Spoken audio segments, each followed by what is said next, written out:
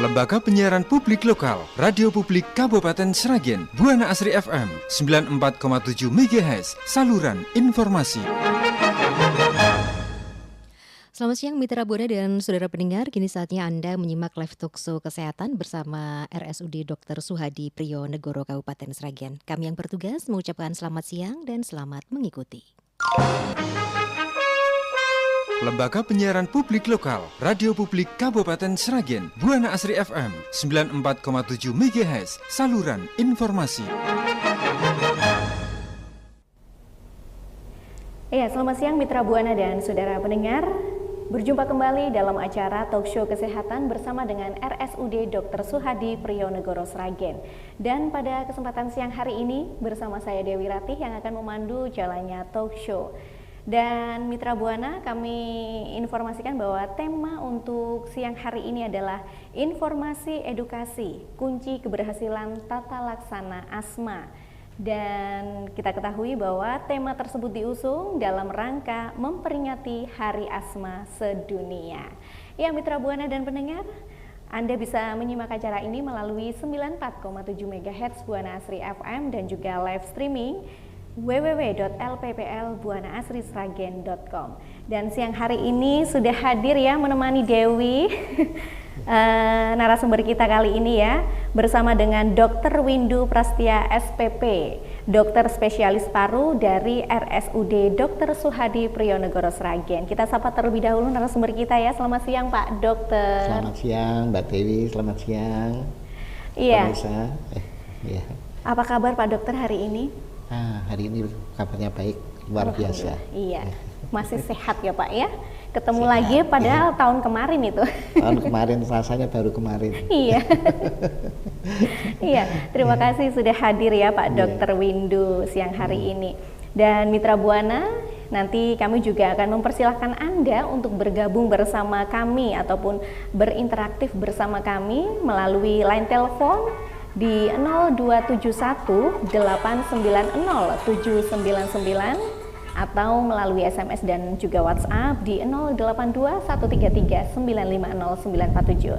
Sekali lagi untuk Anda yang ingin bergabung bersama kami ya untuk berinteraktif ya mengenai penyakit asma. Nah, nanti bisa ya bergabung bersama kami melalui line telepon 0271 890 799 ataupun melalui SMS dan juga WhatsApp di 082 133 950 947.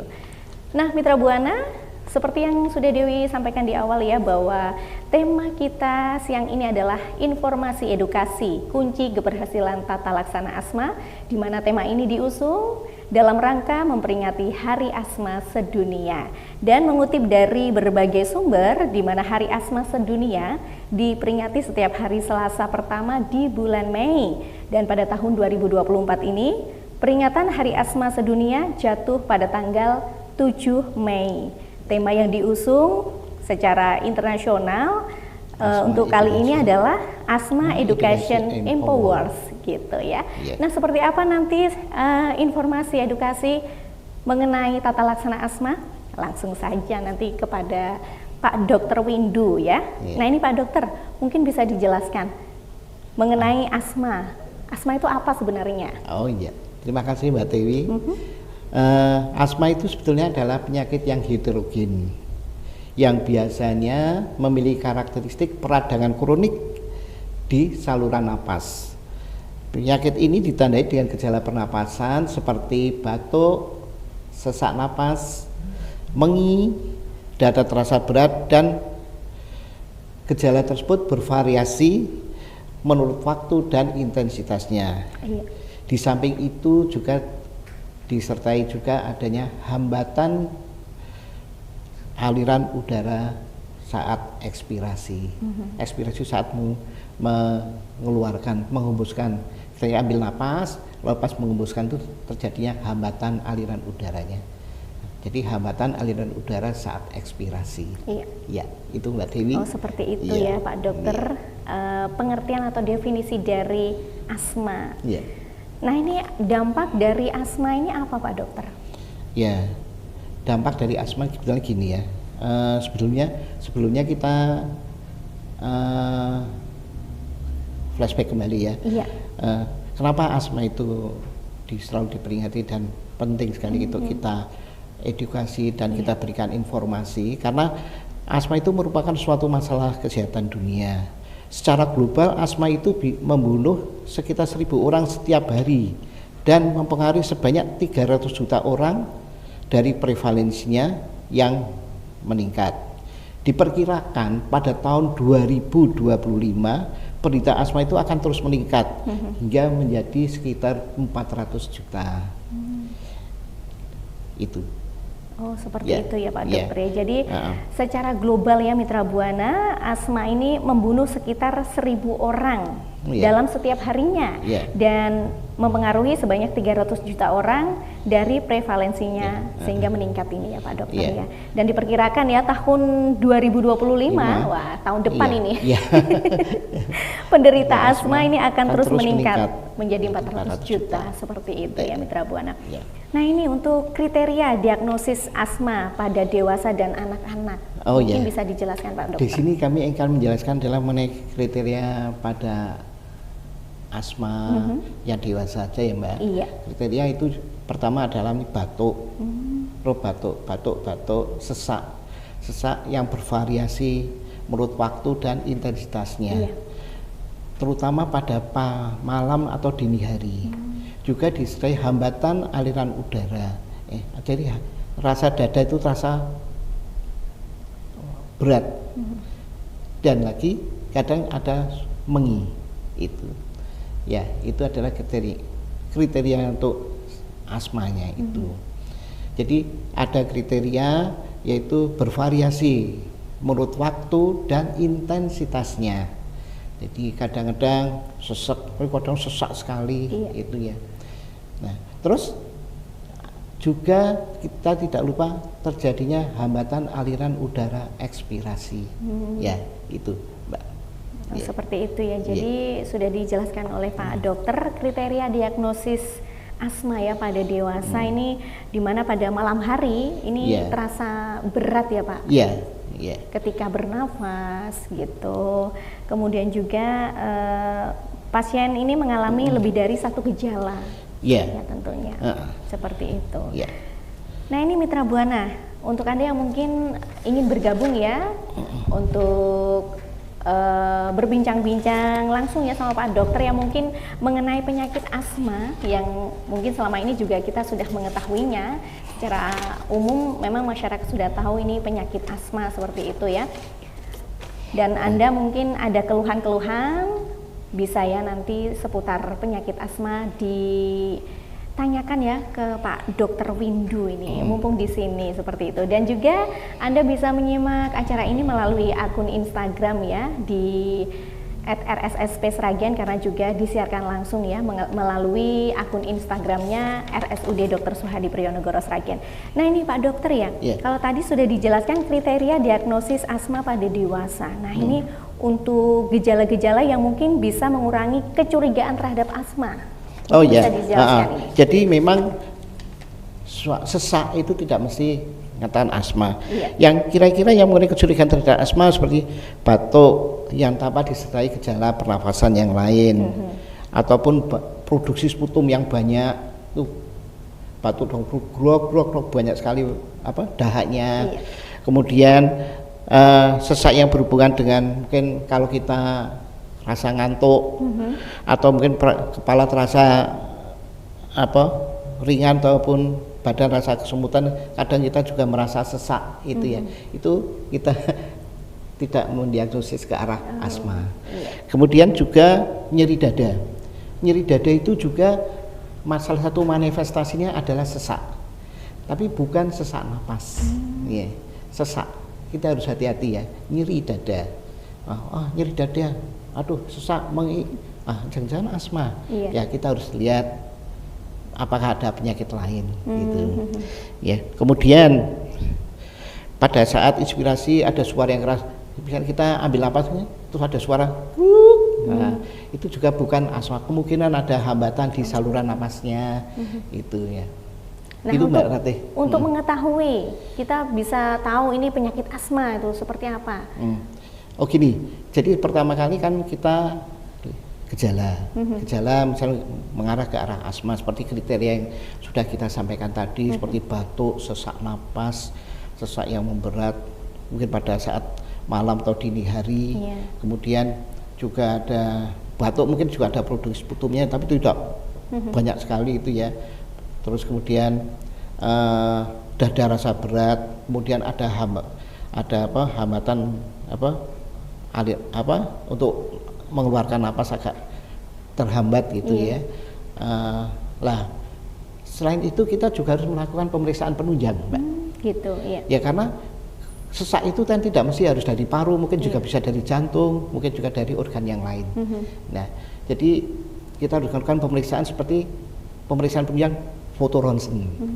Nah, foto ronsen kita lihat apakah parunya gimana? Mungkin ada infeksi atau mungkin parunya mungkin ada kelainan, misalnya parunya kalau pelembungan itu mungkin pelembungan ada motoiwai lalu motoiwainya bocor gitu misalnya, parunya agak kempes gitu misalnya, itu ya, itu ada namanya pneumotorak gitu ya. Lalu juga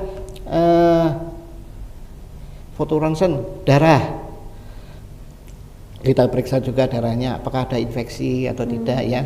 Kemudian kadar eosinofilnya untuk menentukan apakah ada ya alergi ataupun tidak. Kemudian juga uji alergi, namanya prick test.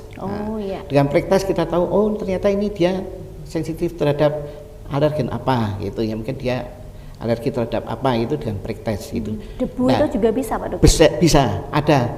Jadi dalam prick test itu ada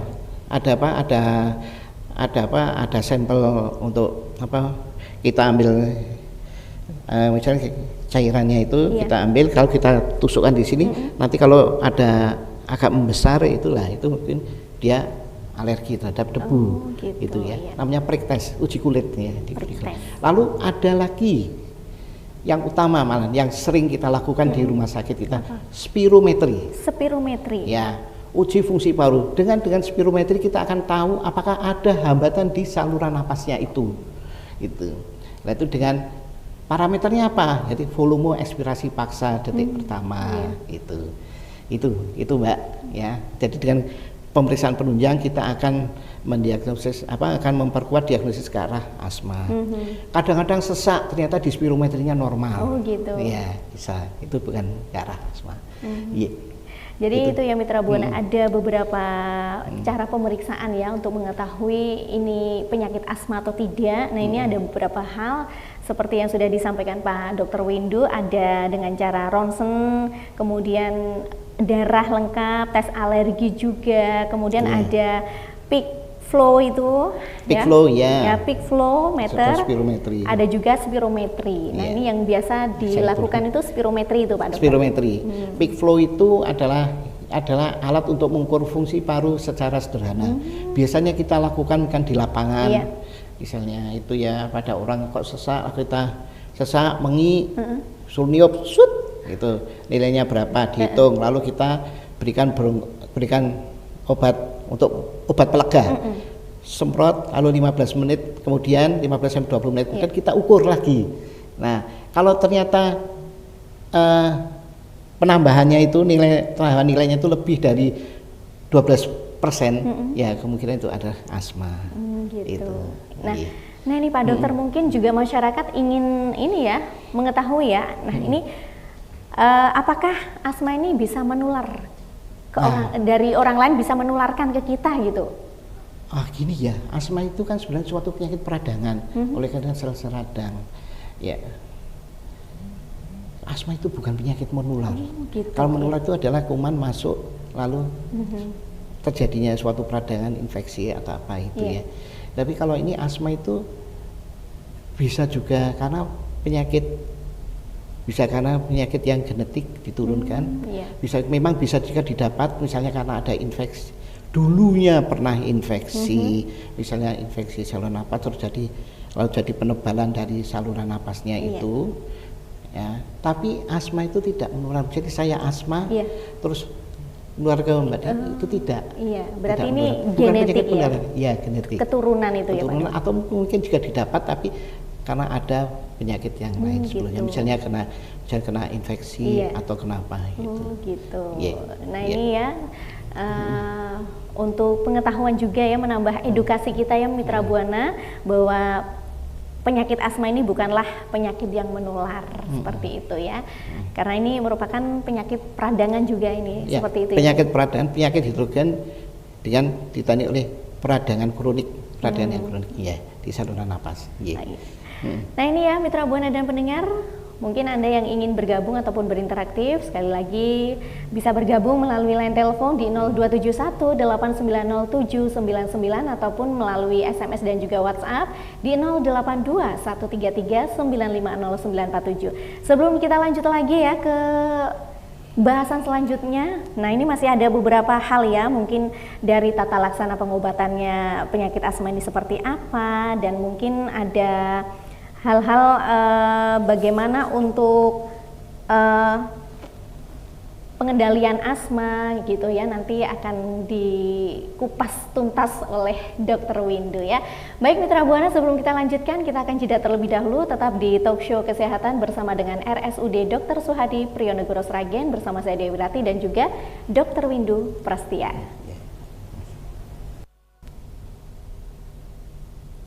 Baik Mitra Buana dan saudara pendengar, kembali lagi dalam acara Talk Show Kesehatan bersama dengan RSUD Dr. Suhadi Priyonegoro Sragen, dan masih bersama saya Dewi Rati, juga narasumber kita ya, ada Pak Dr. Windu Prastia SPP, dokter spesialis paru dari RSUD Dr. Suhadi Priyonegoro Sragen. Dan masih mengenai tema kita ya, informasi edukasi, kunci keberhasilan tata laksana asma.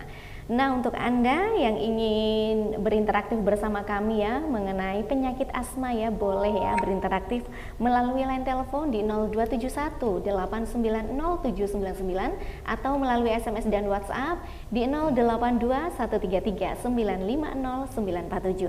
Acara ini juga bisa Anda simak melalui akun Instagram di @rssp Sragen. Anda juga bisa nanti ya bertanya melalui akun Instagram @rssp Sragen, bisa menautkan pertanyaannya di situ ya, nanti akan kami bacakan seperti itu. Nah, kalau tadi kita sudah berbincang-bincang bersama dengan Dr. Windu ya mengenai penyakit asma, definisinya apa, dampak dan gejalanya seperti apa. Juga tadi sudah disampaikan kriteria diagnosis ya penyakit asma pada dewasa, dan bagaimana untuk pemeriksaan yang bisa dilakukan untuk mengetahui penyakit asma tersebut. Tadi sudah disampaikan oleh Pak Dokter ya. Di antaranya ada pemeriksaan penunjang, tadi ada spirometri. Nah, spirometri ini sebagai ini ya yang biasa dilakukan ya. Spirometri fungsinya di paru-paru ya Pak Dokter ya? Iya, iya. Spirometri untuk mengukur ya ibaratnya untuk mengukur fungsi paru, untuk mengukur apakah ada kelainan paru pada tahap ventilasinya. Ventilasi berarti tahap di saluran napasnya gitu. Iya gitu ya. Ya. Nah ini Pak Dokter ya, berlanjut ya. Apakah asma ini bisa disembuhkan Pak Dokter?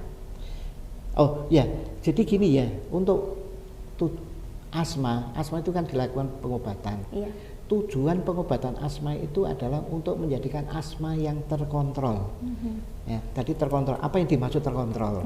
Nah, yang dimaksud terkontrol gini.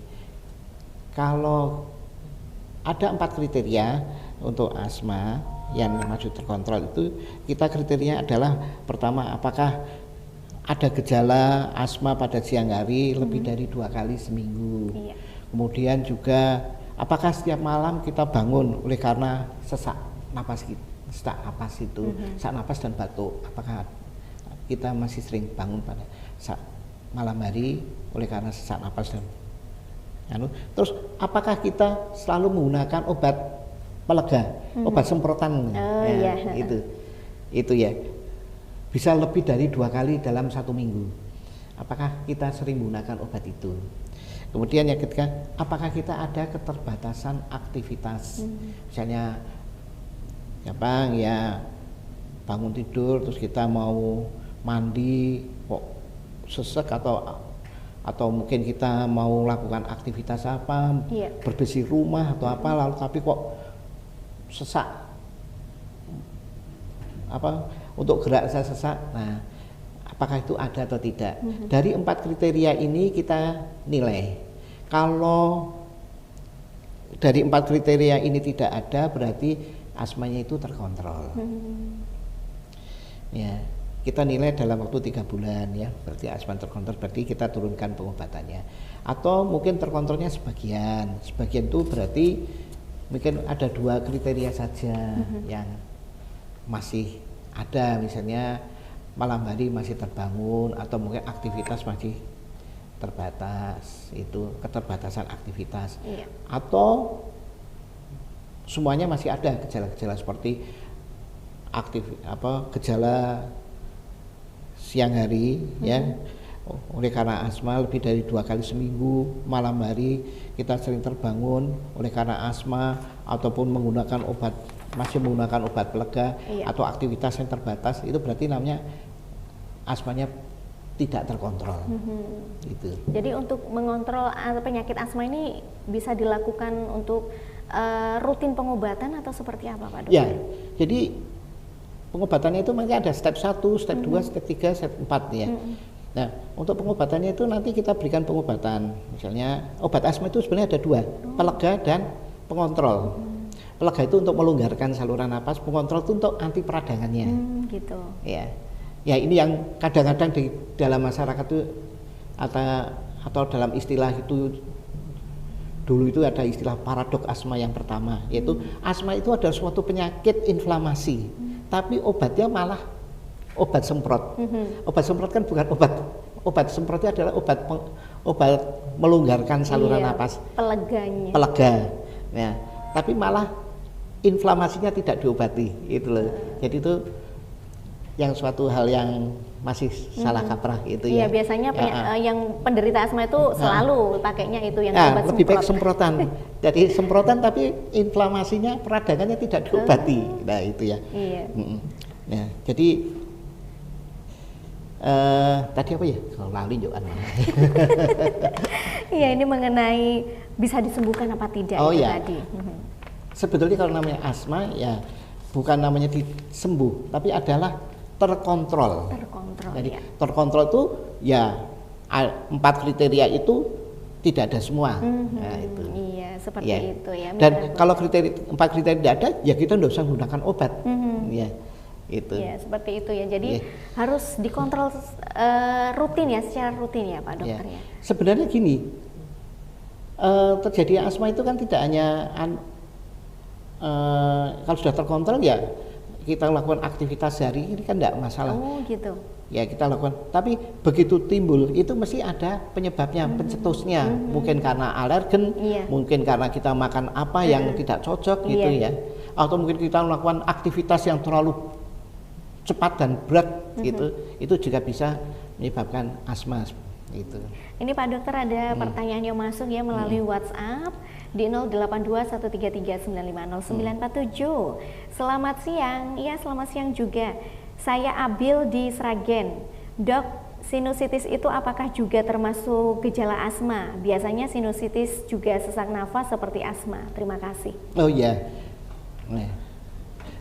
Wah, ini harusnya juga konsul ke dokter THT juga. Oh gitu. Ya, sinusitis kan radang di sinus ya, di rongga hidung, nanti kan ada atau nih ya, sinus ya, rongga di saluran napas bagian atas, nah itu ya, itu sinusitis. Memang pada asma itu akan terjadi seperti flu atau pilek. Oleh karena apa? Pada saat asma itu kan terjadi peradangan itu menyebabkan pembuluh darahnya itu melebar, sel-sel inflamasi keluar, cairannya keluar ke jaringan sekitar pembuluh darah itu, lalu menjadi membengkak. Kemudian juga di saluran napas itu kan terdapat sel-sel kelenjar yang namanya sel goblet, itu kan juga terangsang untuk mengeluarkan cairan itu. Jadi kalau di saluran napas bagian atas ya mungkin rasanya seperti batuk, seperti hidung tersumbat. Ya. Memang peradangannya itu dari saluran napas atas sampai ke saluran napas yang bawah. Itu ya kalau untuk asma itu. Ya. Jadi kesannya juga mungkin seperti sinusitis, tapi kita harus membedakan sinusitis itu dengan asma, ya. Itu. Ya. Beda ini berarti untuk cara pengobatannya juga. Ya kalau sinusitis mungkin nanti ke Pak Dokter dari dokter gitu ya. telinga hidung tenggorokan yang lebih perso ya, lebih ya. Mungkin sinusitis namanya sinusitis mungkin karena suatu proses infeksi juga bisa. Ya. Nah itu yang untuk saudara Abil yang ada di Sragen sudah dijelaskan sama Pak Dokter bahwa sinusitis ini memang ada kaitannya dengan pernafasan, tapi ini tidak termasuk di penyakit asmanya seperti itu ya. Bisa nanti dengan dokter THT nih yang lebih tahu gitu. Nah ini ada lagi yang masuk di akun Instagramnya RSSP Sragen Pak Dokter. Dari akun Asti Dewi, waduh sama ini namanya hampir ya. Ya, selamat siang Pak Dokter. Mau bertanya, bisakah saya berolahraga sedangkan saya penderita asma? Mohon penjelasannya. Nah, ini untuk penderita asma yang mungkin suka berolahraga. Ya, bisa. Malah dalam penatelasan asma itu salah satu untuk penatelasan asma itu adalah senam asma. Ada Pak Dokter. Senam asma untuk memperkuat otot-otot napas. Gitu. Cuma bedanya ini. Ibaratnya gini ya, kalau asma itu ya olahraga, tapi misalnya kalau lari jarak menengah atau jauh itu agak pelan-pelan, bukan lari sprint. Nah kalau kita terlalu semangat banget itu malah asmanya kita terangsang, tercetus serangan asma. Yang namanya disebut exercise induced asthma itu. Jadi yang aktivitasnya itu tidak ngoyo sekali gitu ya, pelan tapi kan dalam senam asma itu kan beda dengan senam jantung. Senam jantung kan semangat sekali, asma kan agak lebih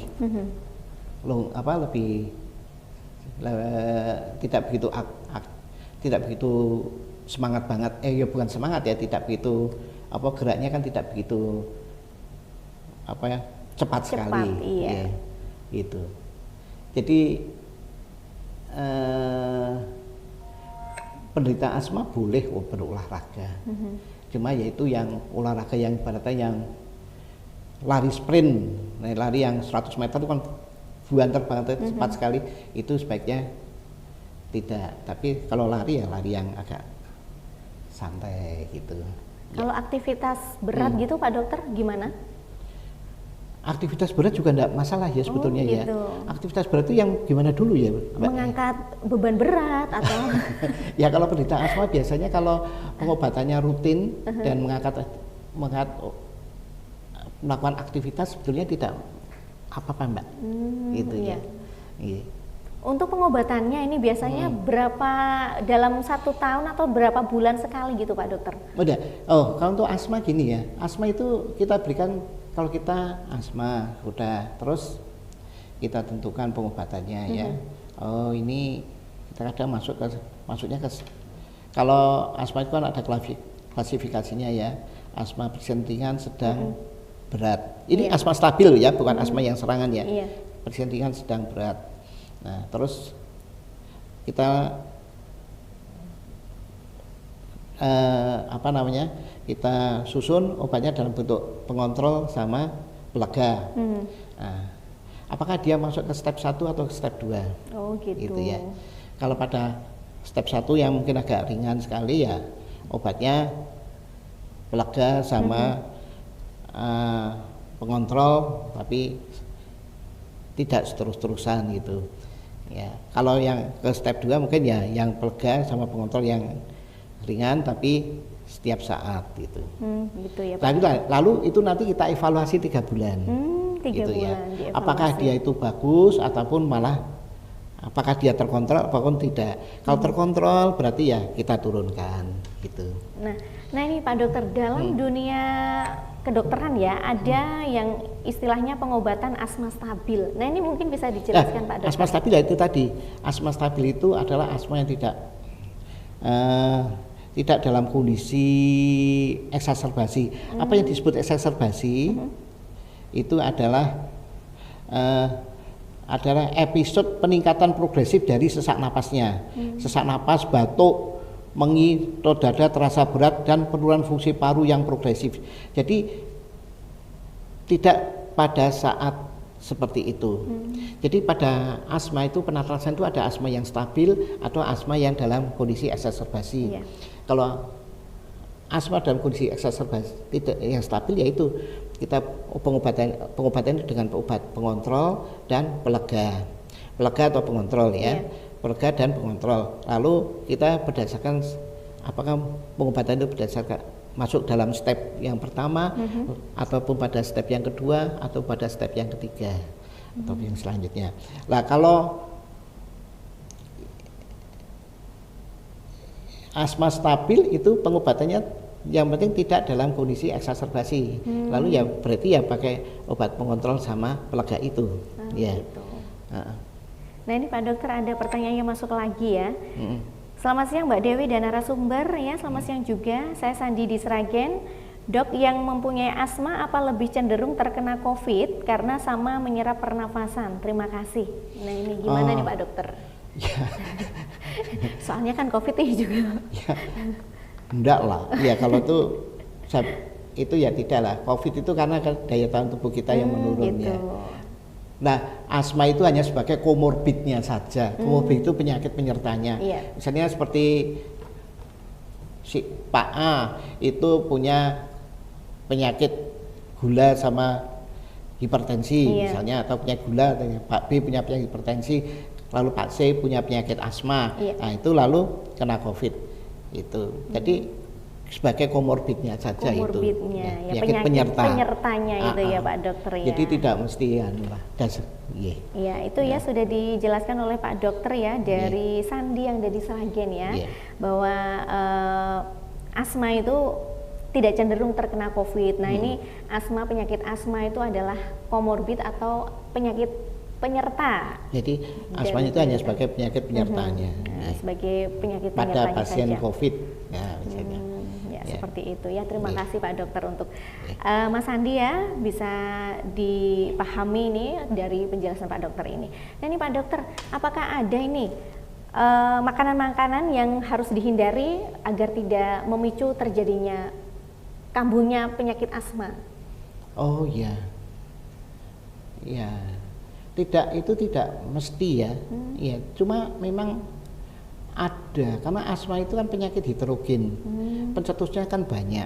Ya, orang gemuk aja seperti saya juga kadang-kadang saya dulu juga sering pakai obat asma. Oh gitu. Ya, orang gemuk. Lalu jadi gini ya, itu individual ya. Misalnya dia tidak cocok dengan makanan laut, ya itu memang juga bisa mencetus sesak. Itu terus alergi, lalu akibatnya jadi sesak itu bisa. Jadi memang ada makanan-makanan yang pada orang-orang penderita asma itu harus dihindari. Mungkin makanan laut, mungkin coklat juga. Coklat juga ya, bisa ya Pak Dokter. Gitu. Kalau dulu waktu saya penelitian itu pada anak-anak juga mungkin yang makanan-makanan yang mengandung monosodium glutamat itu MSG gitu. Ya, tapi tidak semuanya. Iya, tidak semuanya. Nah, itu ya mungkin sebagai edukasi juga untuk Anda Mitra Buana, juga untuk kita semuanya ya, bahwa ada beberapa makanan yang bisa memicu ya munculnya penyakit asma atau kambuhnya penyakit asma, seperti makanan laut. Ini ada beberapa makanan laut yang bisa memicu ya penyakit asma, munculnya penyakit asma, dan juga ada beberapa makanan yang mengandung MSG ini juga memicu terjadinya penyakit asma. Nah, ini Pak Dokter ya, karena juga keterbatasan waktu. Dari beberapa hal yang sudah kita bahas tadi ya, dari definisi penyakit asma itu apa, bagaimana dampak dan gejala-gejala dari penyakit asma, kemudian juga pengobatan-pengobatan tadi sudah disampaikan oleh Pak Dokter. Nah, ini kesimpulan yang bisa kita ambil apa Pak Dokter sebagai closing statement untuk talkshow siang hari ini? Oh ya, sebetulnya untuk asma itu adalah suatu penyakit inflamasi, ya, suatu penyakit inflamasi yang mana ditandai dengan gejala-gejala respirasi seperti batuk, sesak, mengi, dada terasa berat, dan juga adanya hambatan aliran udara ekspirasi. Gejala-gejala respirasi tersebut bervariasi menurut waktu dan intensitasnya. Oleh karena asma itu adalah penyakit peradangan, jadi dalam penata laksanaan sebaiknya kita jangan fokus terhadap bronchodilator, tapi lebih baik fokus pada anti peradangannya tersebut. Ya, karena kalau kita memberikan obat cuma untuk pelega saja tanpa obat untuk peradangannya, nanti inflamasinya itu atau peradangannya itu akan semakin meningkat dan semakin memberat. Itu aja Mbak, yang mana akibatnya akan pengobatannya akan semakin susah. Ya, itu Mbak. Itu ya Pak Dokter ya, sudah disampaikan oleh Pak Dokter di mana memang untuk pengobatan dan tata laksana dari penyakit asma ini jangan diobati ini ya, fokus pada peradangannya, pengobatannya pada peradangannya gitu ya. Jadi jangan inflamasinya saja. Jadi jangan kita memberikan obat pelega saja. Oh gitu, jangan memberikan obat pelega saja karena itu hanya melegakan dan inflamasi cuma sesaat saja. Iya, inflamasi masih gitu ya. Tapi inflamasi masih dan malah tambah berat. Ya, gitu. Seperti itu ya. Ya, terima kasih Pak Dokter untuk closing statementnya pada siang hari ini ya. Juga dalam rangka memperingati Hari Asma Sedunia. Mungkin ada lagi pesan-pesan di Hari Asma Sedunia ini Pak Dokter? Ya. Memang kita perlu perlu memberikan untuk pasien-pasien yang untuk asma itu sebaiknya sering kontrol ya, lalu dalam waktu 3 bulan kemungkinan kalau sudah agak baik kita berikan obat-obat, mungkin kita akan turunkan untuk pengobatannya tersebut. Dan bila sudah terkontrol itu kita tidak akan menggunakan obat. Jadi sebaiknya untuk penderita asma ini sering disiplin dalam menggunakan obat-obat, mengontrol juga peleganya. Itu aja. Terima kasih Pak Dokter. Nah itu ya Mitra Buana, pesan-pesan dari Pak Dokter di Hari Asma Sedunia ini ya. Jadi bagi Anda penderita asma untuk rutin ya untuk rutin pengobatannya, karena selama 3 bulan nanti ada evaluasi bagaimana penyakit asma ini nanti apakah sudah membaik dan bisa dikontrol, bisa dikendalikan. Nah ini alangkah baiknya memang kita harus rutin ya untuk cek bagi Anda penderita asma. Nah itu Mitra Buana. Dan akhirnya sampai di sini saja kebersamaan kita di talk show kesehatan bersama dengan RSUD Dr. Suhadi Priyo-Negoro Sragen ya pada kesempatan siang hari ini dengan menghadirkan tema informasi edukasi kunci keberhasilan tata laksana asma, di mana tema ini diusung dalam rangka memperingati Hari Asma Sedunia. Dan terima kasih untuk Dr. Windu Prastia ya sudah hadir di studio. Sudah memberikan pemahaman mengenai penyakit asma dan tata laksana penyakit asma. Mudah-mudahan ini sangat bermanfaat dan sampai jumpa dalam acara Talkshow Kesehatan untuk edisi selanjutnya. Akhirnya saya Dewi Rati dan segenap tim yang bertugas mengucapkan terima kasih atas kebersamaan Anda. Terima kasih Pak Dokter. Terima kasih. Tetap semangat, jaga kesehatan dan selamat siang.